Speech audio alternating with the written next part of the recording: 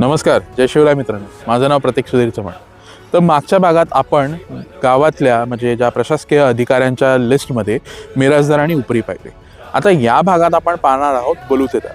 तर बलुतेदार म्हणजे कोण? तर बलुतेदारांचा मान हा मिरासदारांनंतर गावाच्या सत्तेत येत असे. गावच्या सत्तेतले नंतर मिरासदारांच्या नंतरचे ते मानकरी असत. बऱ्याच ठिकाणी बलुतेदारांची संख्या ही 12 असत, पण ती गावानुसार बदलत असे.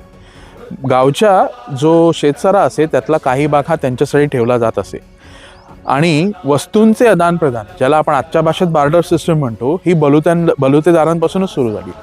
म्हणजे सुगीच्या हंगामात जसा सरकारसाठीचा हिस्सा जसा साईडला काढला जात असे, तसाच बलुतेदारांचा हिस्सा सुद्धा बाजूला काढला जात असे. तर त्यातले बलुतेदार हे खालीलप्रमाणे आहेत. त्याची नावं मी तुम्हाला सांगतो. त्याच्यामध्ये सुतार, लोहार, चांभार, महार, मांग, कुंभार, नावी, धोबी, गुरव, जोशी, भाट आणि मुलाणी ही 12 जण असतात. आता गावानुसार ते बदलत असतील सुद्धा, म्हणजे गावानुसार त्यांची संख्या बदलत असेल, पण मुख्य बलुतेदार हेच होते. ही माहिती तुम्हाला कशी वाटली कमेंटद्वारे नक्की कळवा.